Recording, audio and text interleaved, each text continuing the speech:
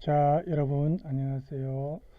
자, 오늘 우리 텍스트 남은 부분 오늘 마치겠습니다. 알다시피 제목이 노인과 바다에 나타난 개인주의와 상호의존. 예, 오늘 세 번째 시간인데요. 우리 본론 본문에서 163쪽에 해밍웨이의 행동규범 이 부분을 보겠습니다. 우선 보기 전에 간단하게 제가 준비한 영상을 잠깐 보고 그 다음에 텍스트 남은 부분을 하겠습니다.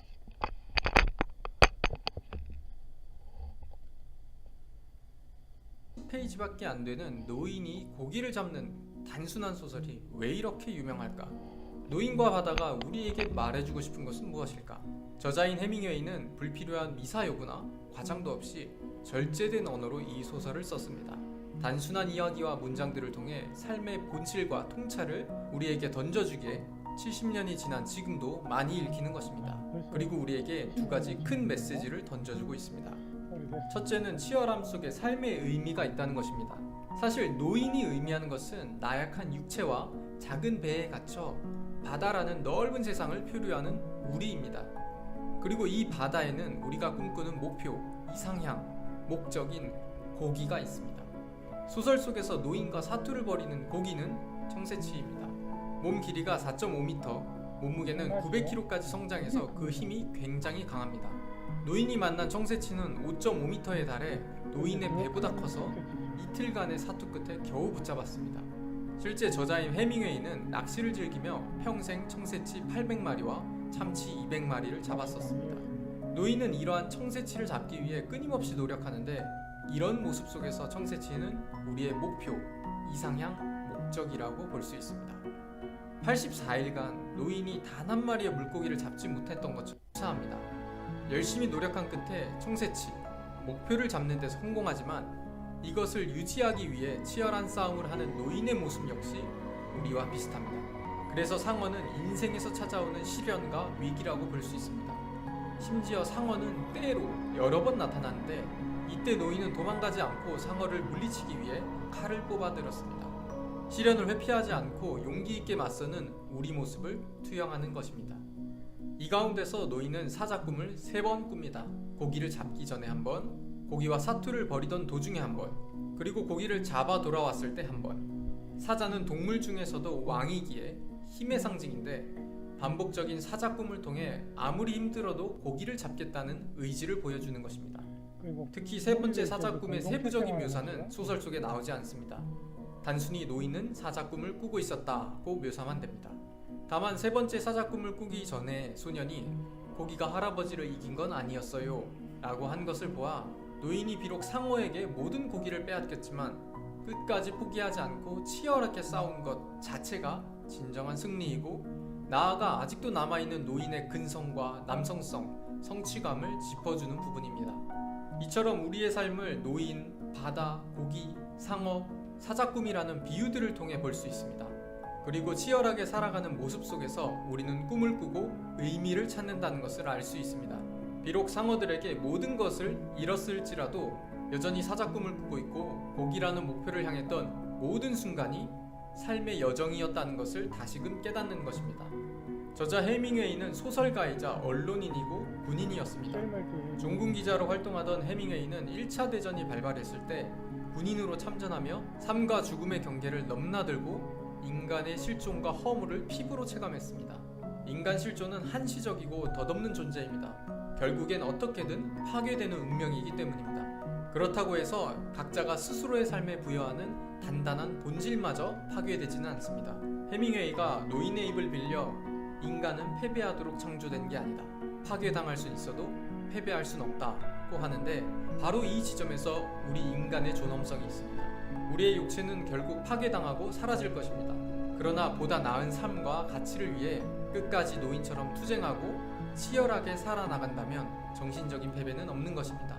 그 과정 속에 진정한 삶의 의미와 희망이 있습니다. 그렇다면 우리는 투쟁하고 치열해야 하는 삶을 어떤 태도로 바라보고 살아가야 하는가? 여기서 두 번째, 세상을 아름답고 따뜻하게 바라보라는 메시지가 나옵니다. 저번 시간 또 요약한 영상과 조금 비슷하고 해서 제가 일단 시간 관계상 텍스트를 먼저 보고요. 텍스트 보고 나서 시간이 조금 남으면 제가 준비한 영상 중에 또 애니메이션으로 나온 노인과 바다가 있더라고요. 그걸 조금 보여드리고요. 일단 텍스트를 먼저 해보고 그 남는 시간을 보고 판단하겠습니다. 그래서 해밍웨이의 행동규범에서 이제 우리가 이 작품에서 작가 이 해밍웨이의 어떤 철학, 특히 지금 나오는 등장인물도 그렇고 이 남성적인 특징, 어떤 남성성의 철학이 굉장히 강합니다. 다른 작품에서도 보면 해밍웨이의 뭐 오후의 죽음이라든지 여기에도 투사가 나오거든요. 스페인의 투를 다룬 작품인데 이 투사들이 이 어떤 투사로서의 어떤 규칙이나 어떤 이런 걸 잘 지키면서 그 투와 이제 맞서죠. 딱 한 번 타격해가지고 자신의 명예와 이런 걸 또 황소의 존엄도 지켜줍니다. 그죠? 그래서 그 투를 보러 온 관객들 위해서도 그렇고 자신을 위해서도 그렇고 자신의 생명을 이렇게 잘못하면 죽을 수도 있지 않습니까? 불에 받쳐서 그죠? 그런 어떤 위험 속에서 희생할 수도 희생당할 수도 있는 그런 어떤 경기입니다. 그래서 이제 투사가 만약에 어떤 악이나 두려움 가운데서 만약에 투를 죽였다면은 그 행동에서 어떤 두려움이 나타났다면은 그 장면을 본 관객들도 별로 만족 못했을 것입니다. 그래서 죽음을 인식하면서도 그것을 받아들이면서 그 투사가 단 일격에 황소를 그죠?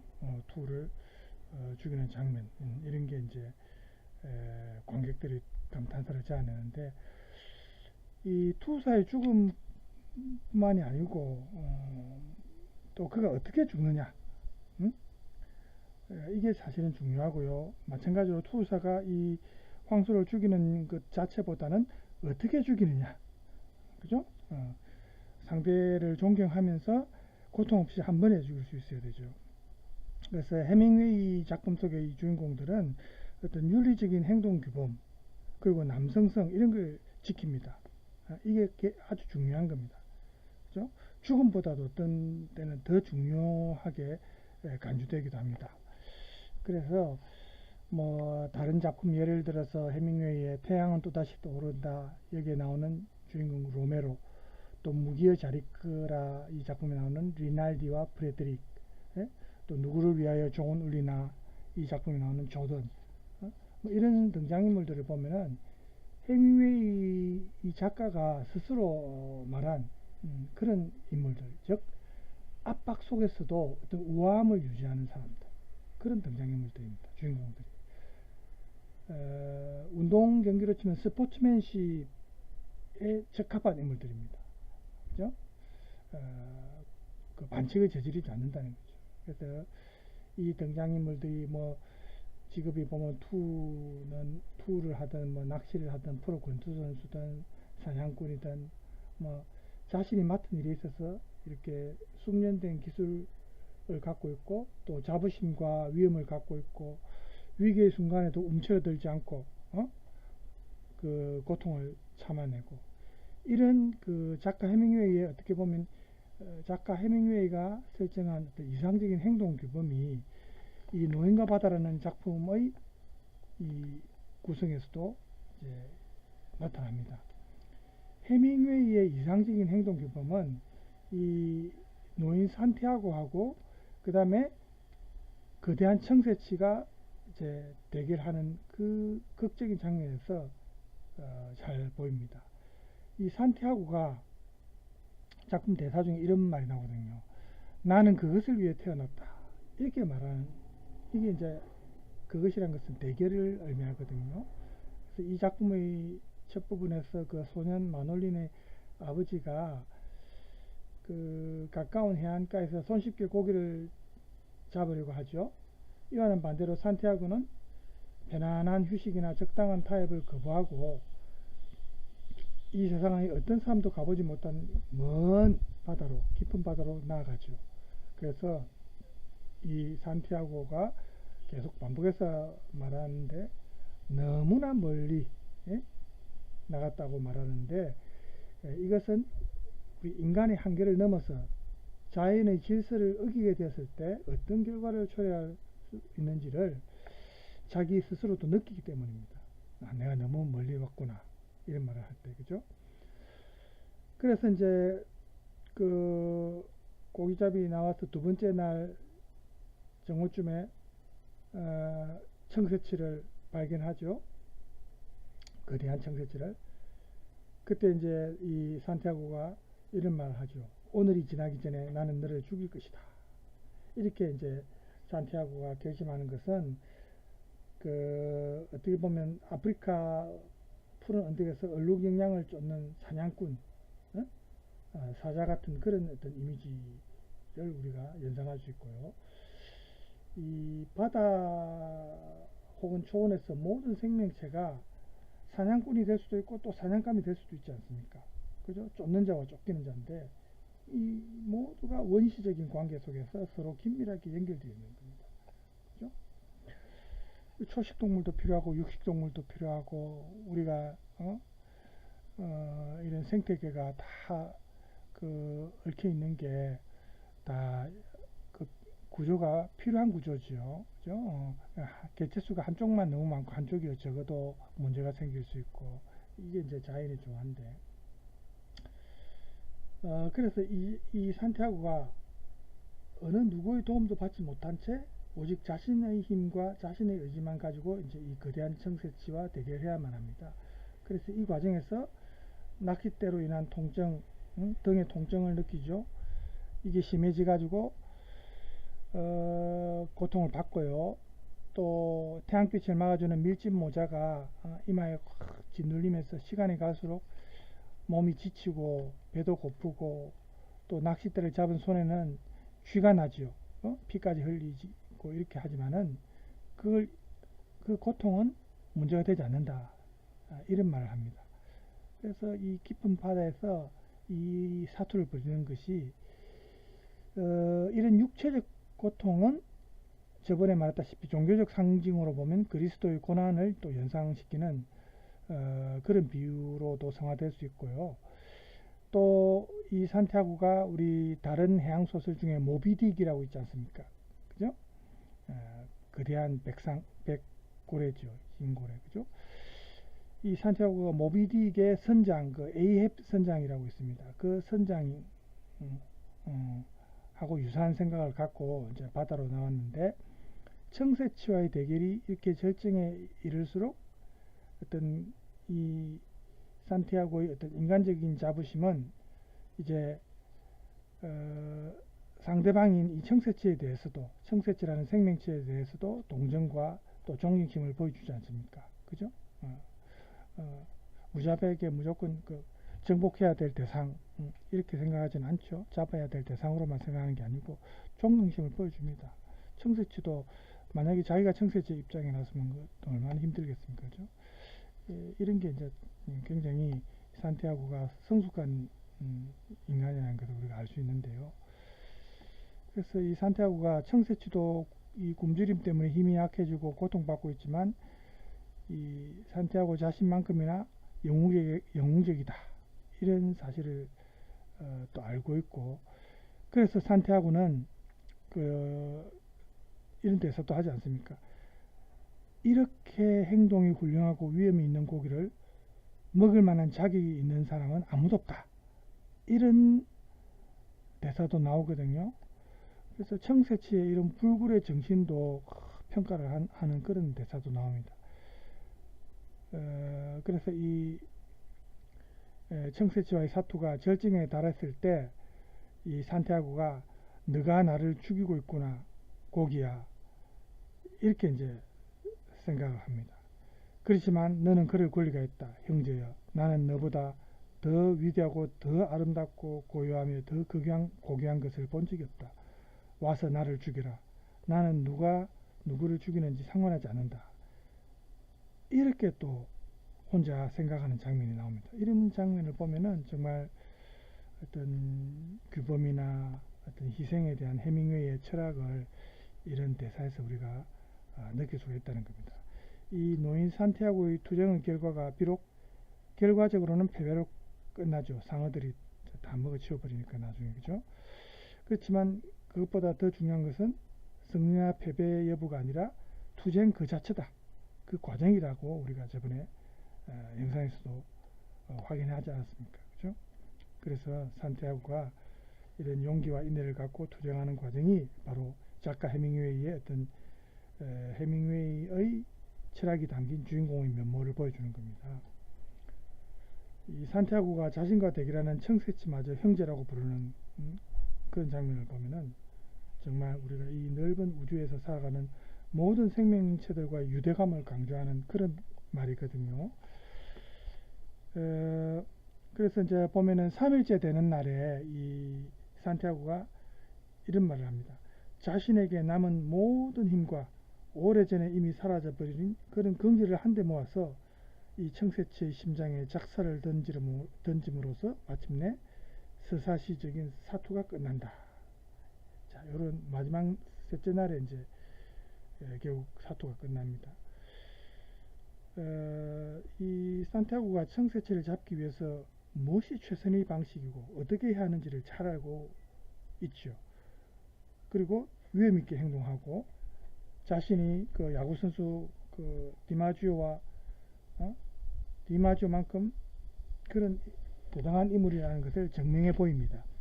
그러니까 우리가 표면적으로는 이 산티아고가 청새치와의 대결에서 승리한 것은 이제 분명한데 그렇다고 해서 또 청새치가 패배했다 이렇게 우리가 말을 꼭 해서 할 필요는 없죠. 왜냐하면 청새치도 역시 고통을 참아내면서 힘과 용기를 보여주는 그런 어떤 생명체고, 그죠? 마지막 순간에 물 밖으로 높이 솟아오른 거대한 모습은 우리가 정말 영화를 본 사람들은 경탄심, 그죠? 경외심마저 느낄 수 있는 그런 장면이거든요. 그래서 이제 이렇게 산티아고가 청새치를 잡은 후에 배에 이제 배보다 큰 청새치가 너무 커서 배보다 크니까 배에 실을 수가 없잖아요, 그죠? 그래서 배 옆에 묶습니다. 배 옆에 나란히 묶어가지고 마을로 돌아갑니다. 뭐 고기가 나를 끌고 가는 것인가 아니면 내가 고기를 끌고 가는가 이런 생각이 들 정도로 거대한 고기입니다. 그래서 마치 이 청새치와 노인은 마치 삶의 고통에 연결된 형제처럼 함께 항해를 하는 것처럼 그렇게 이제 묘사가 되는데, 이렇게 이 청새치와 산티아고가 인내와 용기라는 가치를 공유하면서 대결하는 관계였는데, 반면에 상어가 나타나죠. 이 상어의 출현은 이러한 가치를 부정하고 파괴하려는 또 다른 어떤 힘의 상징, 악의 상징입니다. 그래서 산티아고가 하는 말 중에 만약 상어가 온다면 신께서 청새치와 나를 불쌍히 좀 여기셨으며 이렇게 기원을 합니다. 그렇죠? 상어라는 이 공동의 적과 이제 맞서려고 하죠. 그래서 상어 떼들이 습격을 하는데 이제 이 청새치를 잡았을 때보다 비록 짧은 시간이지만 더 강렬하게 이제 이 작품 속에서 묘사가 되는데, 마치 그 우리 셰익스피어 작품 리어 왕 있죠. 그 리어 왕으로부터 약탈해가는 상어 떼와도 같은 딸들을 연상시킵니다. 리어 왕의 그 딸이 나오잖아요. 제 딸이, 그죠? 셰익스피어 3대 비극 중에 이제 들어가는 게 리어 왕 아닙니까? 그 딸들을 연상시킨답니다. 상어 떼가. 결국 이 산티아고는 청새치와의 대결에서는 승리했지만 이 해밍웨이 초기 작품인 승자는 아무것도 얻지 못한다 라는 제목처럼 이렇게 때로 몰려오는 상어떼에게서 모든 것을 뺏겨버립니다. 그래서 이제 우리가 이런 결과를 보면서 산티아고는 이런 인간의 한계 그리고 죄와 벌에 대해서 이제 깊이 성찰할 수가 있는데, 만약 산티아고가 이렇게 깊은 바다로 너무 멀리 나아가지 않았더라면 물론 거대한 청새치를 잡지도 못했을 것이죠. 그리고 청새치가 그렇게 크지 않았더라면 바로 배에 끌어올려서 상어들한테 뺏기지 않았었겠죠. 그래서 이 모든 일이 이 산티아고는 이 모든 일이 자신의 위치와 한계를 벗어났기 때문에 결국은 자기가 인광보를 겪은 거다. 이렇게 이제 생각을 하는 거죠. 그래서 결과적으로 자신뿐 아니라 상대에게도 폭력과 파괴적인 힘을 가져왔다. 이렇게 생각합니다. 따라서 상어가 출현한 것은 우연한 일이 아니라 이 산티아고 그의 행동에 대한 어떤 결과다. 그 결과로서 자기가 받는 벌이다. 이렇게 생각합니다. 그래서 이러한 산티아고의 생각은 대사에도 나옵니다. 이런 대사. 여기 보죠. 이것이 꿈이고 또 아예 고기를 잡지 않았으면 좋았을 텐데 고기야 너를 잡아서 미안하구나. 그것이 모든 것을 잘못되게 하였구나. 이런 말을 하거든요. 그러니까 자기한테 아무런 해도 끼치지 않은 청새치를 이렇게 죽인 것에 대해서 사과하는 그런 대사지 않습니까? 그죠? 그래서 물론 그렇지만 산티아고의 이런 탄식은 좀 육체적인 피로감, 정신적인 피로감에서 비롯된 것이기도 합니다. 결코 자신이 죄를 인정하거나 후회하는 그런 의미는 아닙니다. 만약에 산티아고가 청새치를 죽인 것이 죄라면 어부들은 뭐 전부 다 죄를 짓는 거죠. 다 모든 게 그죠? 물고기를 잡는 사람 다 죄를 짓는 건 아니죠. 그렇게 이제 자기 자신도 스스로 그렇게 반문하면서 그저 살기 위해서도 아니고 그것을 팔아 양식을 구하기 위해서도 아니며 경제를 위해서 그리고 자신의 어부이기 때문에 고기를 주겠다. 이렇게 생각합니다. 어부로서 당연히 할 의무를 했다는 거죠. 그래서 청새치를 잡은 것은 어부로 태어난 자기의 운명을 받아들이고 자연의 섭리에 따른 행동이다. 그리고 또 어떤 극한 상황에서도 인간이 할 수 있고 인내할 수 있다는 강인한 어떤 그 정신력을 보여준 것이다. 이렇게 이제 볼 수 있고요. 그리고 산티아고는 상어 떼와 대결이 처음부터 성산이었다는 것을 알고 있습니다. 그럼에도 불구하고 작품 대사에서도 나오지만 이렇게 말하죠. 나는 죽을 때까지 그들과 싸울 것이다. 이런 결의를 보여주죠. 주인공으로서 아주 영웅적인 어떤 결의를 보여줍니다. 왜냐하면 산티아고는 우리가 이 작품의 주요 문구로서 영상에서도 몇 번 확인했죠. 인간은 파괴될 수는 있어도 패배할 수는 없다. 이런 어떤 굴굴의 정신을 갖고 있는 인물입니다. 그래서 이 패배라는 것은 고난을 극복하려는 어떤 적극적인 의지도 없이 단지 주어진 운명에 굴복하는 것, 그걸 의미하거든요. 그러니까 인간을 가치 있게 만드는 어떤 긍지나 인내를 포기하는 게 이게 패배다 이렇게 생각하는 겁니다.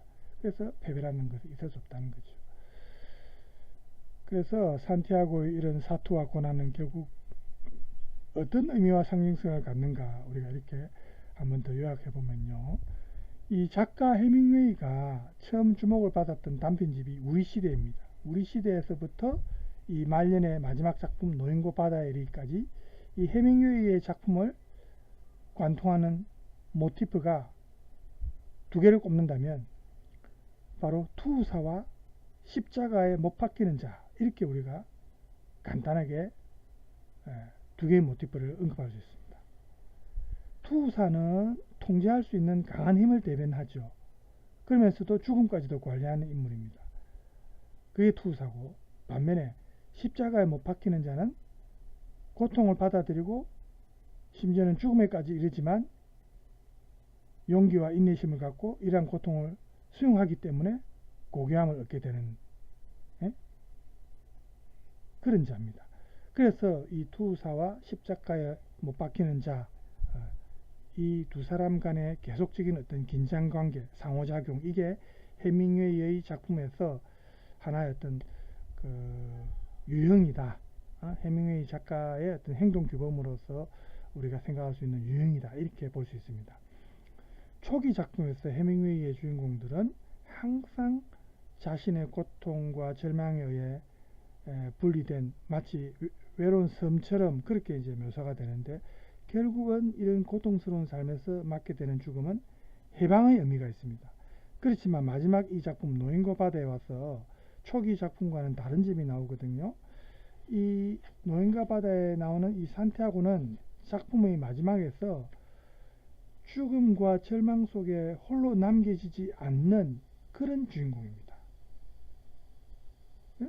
투사와 십자가에 못 박히는 자라는 두 개의 이미지가 완벽하게 통합된 인물, 완벽하게 결합된 인물입니다. 그래서 비평가들은, 어떤 비평가들은 이런 말을 합니다. 이 작품 속에 산티아고와 청새치 그리고 상어, 이 관계를 예술가와 예술작품의 관계다, 이렇게 보고 있습니다. 예를 들어서 어부는 예술가이고, 고기를 잡는 것은 예술이고, 고기는 예술작품이라는 겁니다. 그래서 여기에서 이제 전형적인 어부인 산티아고는 전형적인 예술가가 될 수 있고, 청새치는 위대한 예술작품이 되고, 또 산티아고의 투정은 위대한 예술작품을 완성하려는 예술가의 투정이다, 고뇌다, 이렇게 볼 수 있다는 겁니다. 적절한 비유 같습니까? 예. 그래서 이 산티아고가 청새치를 배에 매단 채 항해를 계속하는 것은 이 뛰어난 예술작품을 완성한 후에도 계속되는 이 예술가의 성실함을 보여주는 것이다. 그리고 상어가 예술작품을 파괴하고 그것을 예술가가 당연히 받아야 할 평가를 받지 못하게 만드는 그런 힘이 이제 상어한테서 상어의 행동이라고 볼 수 있죠. 그렇게 본다면은 여기에 대항해서 그는 예술작품을 보호해야죠, 예술가로서. 그래서 사실 예술작품을 완성할 때의 고통보다 그 작품이 파괴될 때의 고통이 더 크기 때문에 마치 자기 자신이 파괴된 것 같은 그런 고통을 예술가는 느끼게 되는 겁니다. 그래서 비록 예술작품이 파괴되어 더 이상 존재할 수는 없지만 시간과 기억 속에서는 살아남아 있겠죠, 예술가에게. 그래서 그 예술가에게 어떤 자신만의 승리와 궁극적인 행복감을 계속 느낄 수 있게 해준다는 겁니다. 그래서 진정한 예술가에게 타인의 시선이나 평가는 중요하지 않고, 이것은 우리 이 작품에서도 나오는 표현이 있죠. 노인이 사자들 꿈을 꾸고 있다 하는 마지막 문장, 여기에서 잘 나타나고 있습니다. 그죠? 마지막에 노인이 이제 뼈만 남은 그 청새치를 배에 붙인 채 이제 와서 침대에 누워서 이제 꿈을 꾸는데 사자들 꿈을 꾸지 않습니까? 그죠? 그래, 이제 이 산티아고는 이 하바나의 불빛을 보면서 자신에게 일어났던 모든 일을 이해하고 다 수용하고 받아들이는 그런 단계에 이릅니다. 아주 성숙한 단계죠. 비록 이 산티아고가 뼈만 남은 청새치를 배에 매단 채 돌아올지라도 이 산티아고의 영웅적인 행동은 사라지지 않는 겁니다. 작품의 처음에도 그랬지만 산티아고의 경험은 이 마지막에 등장하는 소년 마놀린과의 관계에서 그 의미가 이제 분명히 나오는데요. 이런 말을 합니다, 산티아고가. 산티아고가 모든 것은 어떤 방식으로든 모든 것을 죽인다. 고기를 잡는 것은 나를 살리는 것과 똑같이 나를 죽인다, 이렇게 말을 하거든요. 그러면서 이제 자기가 겪었던 고통스러운 시간을 떠올렸는데, 그렇지만 또 이런 말도 합니다. 소년이 나를 살리고 있지, 나는 내 자신을 너무 많이 속이지 말아야겠다, 이렇게 또 말을 합니다. 그러니까 자기를 살리는 것이 고기를 잡는 것뿐만이 아니라 이 소년 마놀린을 포함한 타인의 사랑과 타인의 관심이라는 사실을 자기는 이제 알게 되죠. 깨닫는 겁니다. 그래서 비록 이 작품에서 바다 멀리 나가서 사회가 여전히 이 주인공 산티아고에게서 멀리 존재했지만, 산티아고가 항상 사회와 동떨어진 존재는 아니고 사회를 항상 생각하죠. 예를 들어서 대사 속에서 보면은 이런 대사가 나오죠. 사람들이 너무 걱정하지 않았으면 좋겠다. 물론 걱정할 사람은 소년밖에 없겠지. 그 아이는 자신감을 갖고 있을 거야. 많은 나이 든 어부들도 걱정할 거야. 나는 좋은 마을에 살고 있으니까, 이런 말을 하거든요. 그러니까 산티아고가 사회와 분리된 어떤 개인만의 평화에서 벗어나서 결국 상호 의존하고 그 사회와 유대 관계로 나간 것을 의미합니다. 그래서 산티아고가 그 레스토랑 테라스의 주인 마틴이 음식을 보내주고, 또 포도주점을 운영하는 페리코라는 사람이 야구와 관련된 기사를 읽을 수 있도록 신문도 가져다 주고 뭐 이렇게 하지 않습니까? 이 좋은 마을에서 이 모든 호의에 대해서 산티아고는 항상 감사하게 받아들이거든요. 특히 그 소년 마놀린이 산티아고가 그 상처난 산티아고의 손을 보면서 흐느껴 울면서 연구를 준비하는 모습은 이 책을 읽을 때 우리 독자들이 동정심을 불러일으키는 그런 장면이거든요. 그래서 이 산티아고와 마놀린의 관계는 그 이후에 이전보다 더 깊은 차원으로 우리가 확대된다고 볼 수 있고요. 산티아고는 바다에서 혼자 이야기하는 것 대신에 누군가에게 직접 말할 수 있다는 것이 얼마나 즐거운 일인지를 알게 되고, 앞으로 이 소년 마놀린과도 함께 고기를 잡을 수 있는 미래를 또 계획합니다. 그래서 우리가 이 작품에서 소년 마놀린은 어떻게 보면 이 노인 산티아고의 잃어버린 젊음을 상징하는 존재일 수도 있고요. 그죠? 또 이 산티아고의 정신적인 승리의 의미가 결국은 다음 세대로 전달되는 역할을 보여줍니다. 이 마놀린을 통해서. 또 산티아고의 고통이 보편적인 우리 인간의 경험이라면 이 마놀린은 그러한 고통을 통해서 배워야 할 사랑과 형제애, 어떤 용기, 인내, 겸손, 긍지, 또 상호의존과 유대감, 이런 가치들을 직접 경험하기 전에 이미 이 노인을 통해서 간접적으로 배우게 된다, 이렇게 우리가 볼 수 있습니다. 그래서 우리가 이제 이 전문가들의 이제 이 작품 분석을 보면요, 해밍웨이가 이 새로운 도덕적 가치를 제시하기보다는 방금 제가 말했던 그런 옛 가치들을 이 작품을 통해서 재확인시켜주고 있다, 이렇게 보는 전문가들도 있고요. 또 해밍웨이는 인류의 가장 오래되고 고귀한 도덕적 원칙들을 이 작품에서 계속 다루고 있고, 또 산티아고라는 노인이 자신의 일에 대한 자긍심이나 어떤 승리에 대한 신념을 갖고 불가능한 것을 시도했고 결국은 도덕적인 승리를 얻었다. 거대한 청새치를 비록 잃었지만 결과적으로는 물질적으로는 잃었지만 도덕적인 승리는 얻었다, 이렇게 또 평가하는 전문가들도 있습니다. 그래서 이런 모든 걸 우리가 종합해서 볼 때 이 작가 해밍웨이가 인간의 운명에 이렇게 무관심하고 가혹하기까지 한 이 우주에서 실제 경험을 통해서 어렵게 얻은 결과물이 이런 것이 아닌가, 이렇게 우리가 볼 수 있습니다.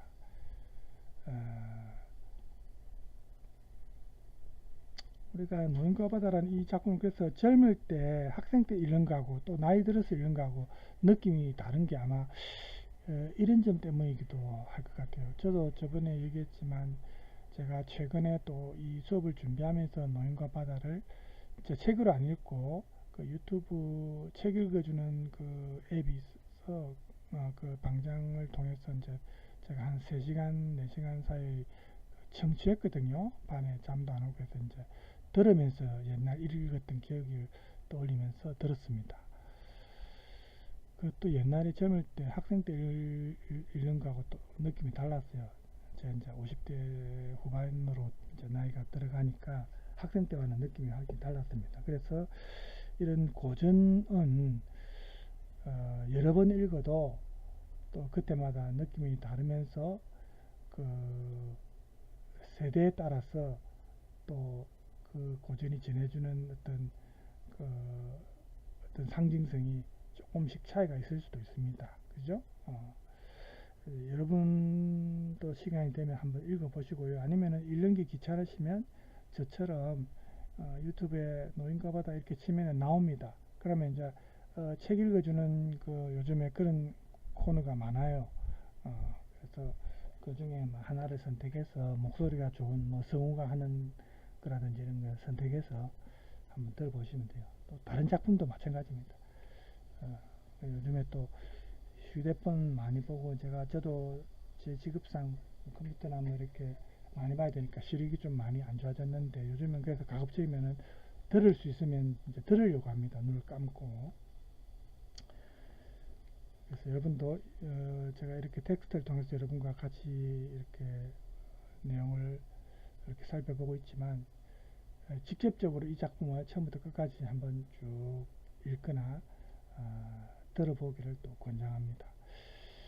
자, 그래서 이 작품 이제 내용은 이 정도로 하고요. 제가 그 수업 영상에 아까 그 만화로 나온 해밍웨이가 있었어요. 해밍웨이 애니메이션 9분짜리인데 어떤 내용인지 모르겠어요. 제가 보지를 못했는데.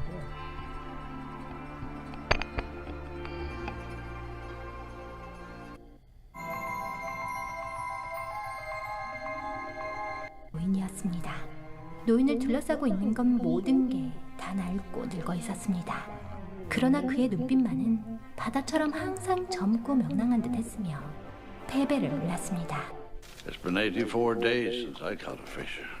그런데 단 한 마리의 고기도 낚지 못한 채 40일이 지나자 소년의 부모가 아들에게 이러는 것이었습니다. 그 노인은 이제 확실히 불운을 만난 것이라고. 그래서 소년은 그날 이후 부모의 명령대로 다른 배를 타고 고기잡이를 나갔습니다. It was Papa who made me leave. I am a boy, and I must obey him. I know, but it's quite normal. 벼르고 있는 상대가 겨우 한 사람이라는 걸, 그것도 노인이라는 걸 녀석이 알 리는 없었습니다. I would rather be that beast down there in the darkness of the sea. The fish is my brother, but I must kill him.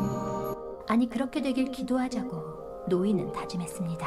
I am glad we do not have to kill the stars. But imagine if a man each day should have to try to kill the sun. We are born lucky. 고기와의 싸움이 며칠째 계속되고 있었으므로 노인은 작은 물고기를 잡아먹으며 버텼습니다. 노인은 살점을 한 점 집어 입에 넣곤 천천히 씹었습니다. 노인은 며칠 동안 아무것도 먹지 못한 큰 고기가 불쌍해졌습니다. 하지만 불쌍하단 생각이 들면서도 고기를 죽이겠다는 결심은 조금도 누그러지지 않았습니다. 노인은 무심코 바다 저편을 바라봤습니다. 순간 그는 자기가 지금 얼마나 외로운가를 깨닫게 됐습니다. 노인은 이제 지칠 대로 지쳐 있었습니다. 그는 몸 전체를 앞으로 웅크린 채 낚싯줄에 기대고 전신의 무게를 다시 오른손에 의지한 채 잠이 들었습니다. 그때였습니다. 오른손이 뜨겁게 탈 정도로 줄이 풀려나가는 바람에 노인은 잠을 깼습니다. 왼손이 낚싯줄을 도맡아 끌다시피 하자 금방 심하게 상처를 입고 말았습니다. 바로 그때 고기가 바다를 가르며 뛰어올랐다가 무겁게 떨어졌습니다. 노인은 줄이 팽팽해지도록 바싹 당기고 풀려나가면 또 팽팽히 잡아당기곤 했습니다.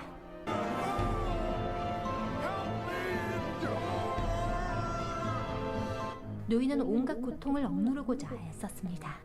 자신의 남은 힘과 과거의 긍지까지 다 동원해 고기가 던져주는 극심한 고통과 겨루었습니다. 그리고 드디어 작사를 높이 쳐들어 있는 힘을 다해서, 아니 지금까지 써왔던 힘과는 비교도 안 되는 그런 힘을 내어서 물 위로 드러난 거대한 가슴 지느러미 바로 뒤 옆구리를 내리찔렀습니다. 그러자 고기는 자신이 죽게 되었음을 느꼈던지 마지막 기운을 내 물 위로 높이 솟구치며 온갖 힘과 아름다움을 아낌없이 보여주었습니다. 노인은 커다란 고기를 배 허리께에 단단히 비끄럼했습니다. 고기의 크기는 큰 배 한 척을 나란히 메어놓은 것만큼 컸습니다. 상어가 고기를 공격해 온 건 그로부터 1시간이 지난 후였습니다. It was too good to last. 상어를 보자 각오를 단단히 하고 있었지만 희망은 거의 없었습니다. I should not have gone out so far, fish. I'm sorry, fish. 그는 있는 힘을 다해서 피투성이가 된 손으로 작사를 내리쳤습니다. 별로 희망은 없었지만 무서운 결의와 철저한 증오심으로 작사를 내리꽂았던 겁니다. 살점이 뜯겨나갈 때마다 배가 흔들렸습니다. 이게 꿈이라면, 아니 차라리 내가 고기를 잡지 않았었다면 좋으련만. 다음날 여러 어부들이 노인의 배 주위에 모여서 배 곁에 묶여있는 걸 구경하고 있었습니다. 노인의 배엔 뼈대만 남은 거대한 창새치가 매달려 있었습니다. 소녀는 노인이 고나게 잠들어 있는 걸 발견했습니다. They beat me, Manolin. He didn't beat you, not the fish. No, truly, it was afterwards. 마침내 노인이 깨어났습니다. Now we fish together again. I am not lucky anymore. The hell with luck. I'll bring the luck with me. 순간 노인은 새로운 사실을 뼈저리게 깨달았습니다. 자기 자신과 바다를 상대로만 말을 하다가 진짜로 얘기를 나눌 상대가 있다는 게 얼마나 즐거운 일인가를 말입니다. 오늘 소개해드린 애니메이션은 노인과 바다입니다. 1999년에 해밍웨이 탄생 100주년 기념으로 제작된 애니메이션인데요. 러시아 애니메이터인 알렉산더 페트로프가 네. 자, 그래서 이렇게 애니메이션으로도 이제 나왔습니다. 그래서 여러분이 또 글을 읽는 게 지루한 사람은 애니메이션 완본을 보면은 또 조금 덜 지루하겠죠. 그렇지만 저번에도 얘기했지만 사실은 이 작품의 묘미는 그 대사에 있거든요. 줄거리 자체는 그렇게 복잡하지 않습니다. 단순하지만 여기서 이제 나오는 대사들을 의미하는 게 사실은 이 작품을 읽는 의미가 있기 때문에 가급적이면 텍스트를 읽든지 들어보기를 권합니다. 자, 오늘로써 이제 해밍웨이의 이 노인과 바다에 나타난 개인주의와 상호의존은 마치고요. 다음 시간에 또 다른 주제로 여러분과 만나도록 하겠습니다. 자, 여러분 수고 많았습니다.